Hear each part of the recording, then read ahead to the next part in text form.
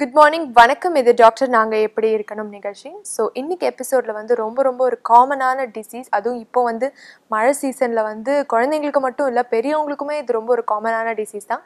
Dengue fever பற்றி தான் நம்ம பார்க்க போகிறோம். ஸோ இதை பற்றி பேசுகிறதுக்காக Cloud9 ஹாஸ்பிட்டலோடைய பீடியாட்ரிஷியன் டாக்டர் மணிகண்டன் அவர்கள் நம்ம நிகழ்ச்சியில் இருக்காங்க. வாங்க அவரை சந்திக்கலாம்.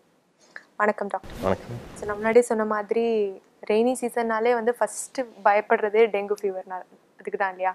ஸோ டெங்கு ஃபீவர்னா ஃபஸ்ட்டு என்னது? ஸோ டெங்கு ஃபீவர்ன்றது எல்லா ஃபீவர் மாதிரி வைரல் ஃபீவர் தான். டெங்குன்றது ஒரு வைரஸ் தான்.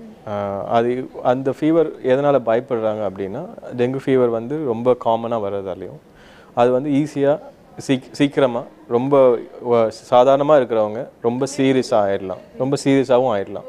அதனால தான் ரொம்ப பயப்பட வேண்டியதாக இருக்குது. ஸோ இட்ஸ் வைரல் ஃபீவர் தான். இப்போ கேட்டிங்கன்னா அது வைரல் ஃபீவர் மாதிரி தான் இருக்கும். ஓகே, இது எதனால் வருது டாக்டர்? ஸோ காமனாக இப்போ பார்த்தீங்கன்னா எல்லா வைரல் ஃபீவரும் நம்ம சொல்லும்போது நம்ம பேசிகிட்டு இருந்தோம், எதனால் வந்து சளி ஜுரம்லாம் வருதுன்னா ட்ராப்லெட் இன்ஃபெக்ஷன் அப்படின்னு பேசிட்டு இருந்தோம். ஆனால் டெங்கு ஃபீவர் வந்து கொஞ்சம் டிஃப்ரெண்ட். அது எப்படின்னா மஸ்கிட்டோவால் வருது. ஸோ மஸ்கிட்டோ பைட் பண்ணி ஒருத்தர்கிட்ட இன்ஃபெக்ஷன் இருக்கிற ஒருத்தர்கிட்ட இருந்து இன்னொருத்தர்கிட்ட போகிறதுனா மஸ்கிட்டோ பைட் இருக்கிறதுனால தான்.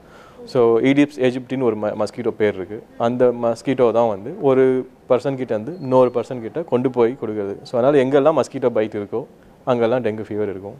எங்கெல்லாம் லாட் ஆஃப் மஸ்கிட்டோஸ் இருக்கோ அங்கெல்லாம் இருக்கும். ஸோ நம்ம ஊருக்கு சொல்லவே வேண்டியதில்லை, எல்லா இடத்துலையும் இருக்குது. அதனால தான் வந்து டெங்கு ஃபீவர் வருது.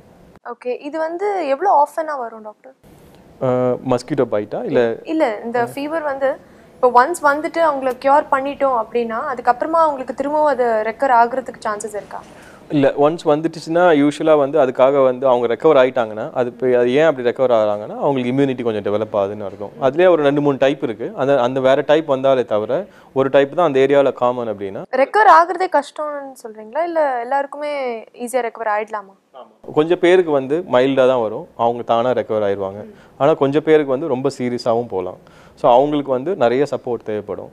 எப்படி இருந்தாலும் ஒரு வாட்டி ரெக்கவர் ஆகிட்டாங்கன்னா அதே வைரஸ் வர்றது கொஞ்சம் கம்மி தான். ஏன்னா வந்து ஒரு வாட்டி வந்த பிறகு அவங்க கொஞ்சம் இம்யூனிட்டி டெவலப் பண்ணுறாங்க அதுக்காக. ஸோ அதனால் வந்து அவங்களுக்கு திருப்பி அது வைரஸ் வர சான்சஸ் கம்மி. ஓகே, அண்ட் இது வந்து டே டைமில் கிடைக்கிற மஸ்கிட்டோஸ்னால தான் வருது அப்படின்னு சொல்கிறாங்களே, அப்படியா? ஆமாம், அது சர்டன் ப்ரிஃபரன்ஸ் இருக்கும். ஒரு சில மஸ்கிட்டோஸ் வந்து காலங்காத்தால் தான் கிடைக்கும். ஒரு சில மஸ்கிட்டோஸ் நைட் ஆனால் ரொம்ப ப்ரிவலண்ட்டாக இருக்கும். இது வந்து அது சொல்லவே முடியாது, எந்த டைம்லையும் எந்த டைமில் கிடைச்சாலும் சான்சஸ் நிறைய உண்டு. ஓகே, இதுக்கான சிம்டம்ஸ்லாம் என்ன டாக்டர்? ஸோ எல்லாருக்குமே வந்து வைரல் ஃபீவர் அப்படின்னா யூஸ்வலாக ஃபீவர், காஃப், கோல்டு அப்படிலாம் வரும். ஆனால் டெங்கு ஃபீவர் எப்படி ஸ்பெசிஃபிக்காக சொல்லணும்னா வரும்போதே ரொம்ப ஹை கிரேட் ஃபீவராக தான் வரும். நான் முன்னாடி சொல்லியிருந்தேன், நார்மல் டெம்பரேச்சர் அப்படின்னா ஒரு 36.5லேருந்து ஒரு 37.5 இருக்கும். அதுதான் நார்மல் டெம்பரேச்சர். அதோட அதிகமாக வந்துச்சுன்னா ஃபீவர் அப்படின்னா. இப்போ 38 டிகிரிஸ் இருந்தாலே ஃபீவர். இதே நீங்கள் ஃபாரன்ஹைட்டில் சொல்லணும்னாலும் ஒரு 99 மேலே இருந்தாலே ஃபீவர். ஆனால் இதே வந்து டெங்கு ஃபீவர் வருது அப்படின்னா முதல் ஃபீவர்லேருந்தே ரொம்ப அதிகமாக தான் வரும். ஒரு 39-40 அப்படி இருக்கும் செல்சியஸில். ஒரு ஃபாரன்ஹைட்டில் மெஷர் பண்ணிங்கன்னா ஒரு 1 or 2 மேலே தான் இருக்கும். அது மாதிரி ஹை ஃபீவர் ரொம்ப வந்துகிட்டே இருந்துச்சுனாலே அது you should suspect dengue. Second வந்து ஒரு ஃபீவருக்கு வந்து ஒரு மெடிசன் இருக்குது, பேராசிட்டமால் அப்படின்னு. அந்த பேராசிட்டமால் கொடுத்த உடனே ஒரு அரை மணி நேரத்துலேருந்து 1 மணி நேரத்துக்குள்ளே ஃபீவர் கம்மியாயிரும். அப்படி கம்மி ஆகலை அப்படின்னாலே வந்து you should suspect dengue fever. யூஸ்வலாக வந்து எல்லாருக்குமே ஜென்ரலாக சில்ட்ரன், அடல்ட்ஸ் எல்லாருக்குமே பேராசிட்டமால் போட்ட உடனே you feel better, you sweat and then you fever goes down.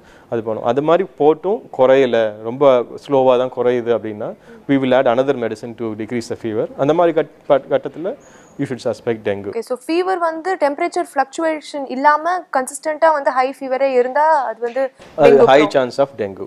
அது மட்டும் இல்லாமல் யூஸ்வலாக வந்து வேறு சிம்டம்ஸும் இருக்கும். ரொம்ப டயர்டாக ஃபீல் பண்ணுவாங்க. இப்போ வந்து பேபிஸ்க்குலாம் சொல்ல முடியாது.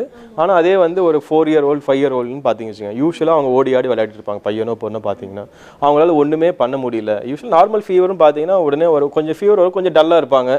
ஃபீவர் குறைஞ்ச உடனே நல்லா ஓடி ஆடி விளையாடுவாங்க. ஆனால் டெங்கு ஃபீவர் வந்துச்சுன்னா மயால்ஜியா அப்படின்னு சொல்லுவோம், மசில் பெயின், ரொம்ப டயர்ட்னஸ் ரொம்ப இருக்கும். அது வந்து ஒரு அனதர் சிம்டம் வந்து கொஞ்சம் ஓல்டர் சில்ட்ரன் கேன் சே அந்த ஹெட்டேக் வந்து ரொம்ப டீப் ஹெட்டேக் இருக்குது, ஃபீவரோட வந்து ஹெட்டேக்கோட வந்துச்சுன்னா யூ ஷுட் சஸ்பெக்ட் டெங்கு. அதுவும் வந்து காமன் சிம்டம். இந்த 3 திங்ஸ் வந்து can differentiate from the other fever. அதுவும் பர்டிகுலராக you are living in the place where there is lot of mosquitoes and you are worried about mosquito bites, lot of mosquito bites இருக்குது. அந்த மாதிரி டைமில் you should suspect dengue with all these symptoms. Okay, even குழந்தைங்களுக்கு கூட வருமா? சின்ன new born பேபிஸ்க்கு கூட dengue வரதுக்கு சான்சஸ் இருக்கா? ஆமாம், அதுதான் அன்ஃபார்ச்சுனேட்லி எவ்ரிபடி ஃப்ரம்